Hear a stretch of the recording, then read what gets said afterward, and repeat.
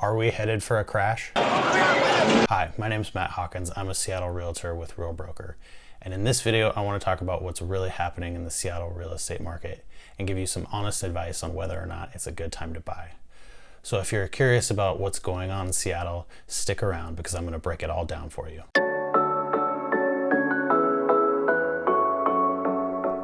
To figure out where we're headed, we have to take a look at what's happened in the past.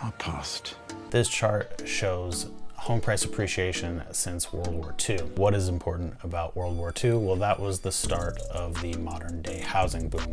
All the GIs coming back from the war were armed with the GI Bill, which provided them the opportunity to buy homes. Since then, there has only been one time where homes lost significant value, and that was 2008. The Great Recession was caused by two factors. Number one was extremely loose lending standards. There were risky loan products such as what were known as ninja loans. Ninja? No income, no job. You didn't have to verify assets or income.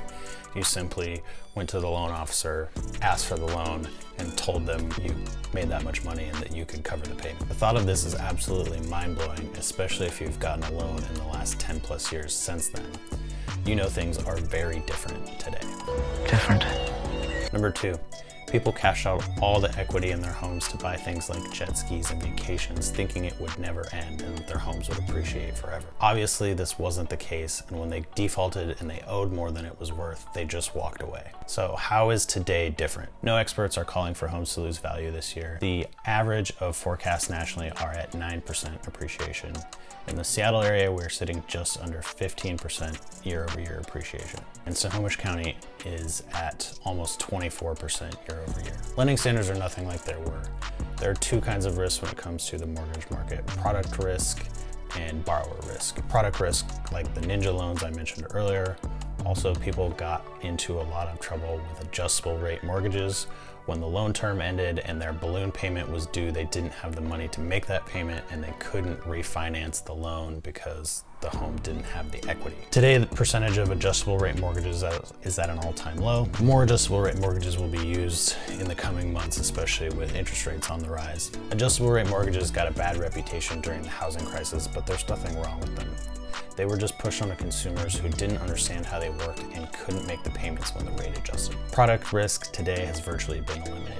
The second kind of risk is borrower risk, and borrower risk is significantly lower than it was in the early 2000s. Lending standards have gotten much tighter since the crash. In this chart, you can see the volume of loans for those with a credit score below 620 has plummeted since the Great Recession. Foreclosure activity is also at an all-time low.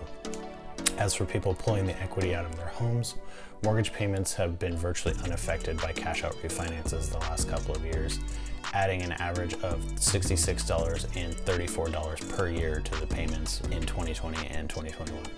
The other factor that is vastly different today from 2008 is inventory. The inventory of available homes for sale, along with surging demand due to COVID and low interest rates, has been driving these crazy price increases. If we look at inventory in 2007, the peak before the crash, we had 7.4 months of inventory in the Seattle area.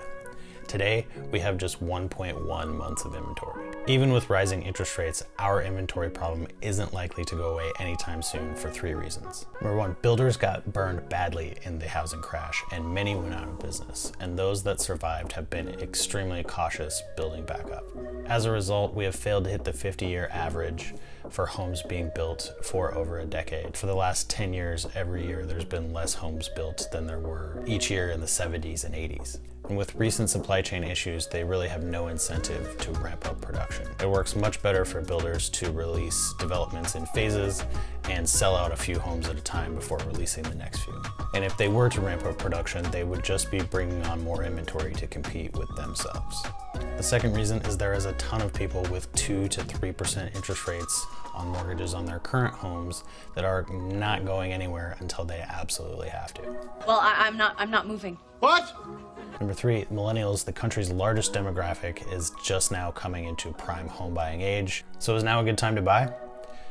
There's a saying that real estate investors use that you don't wait and buy real estate. You buy real estate and wait. If you bought at the peak before the 2008 crash, your home would now be worth more than double what you bought it for. There are no signs that we are headed for anything like what we saw in 2008, and our inventory problem isn't going anywhere, and people will always need somewhere to live. Prices and interest rates are lower today than they will be next year. So I would say that it is a good time to buy, but you have to do what makes the most sense for you and your situation. If you're thinking about moving to Seattle, then check out this video I made right here on the 10 things you need to know before moving to Seattle. And if you need help finding a home or planning your move to Seattle, shoot me a message. I'd love to help. See you on the next video.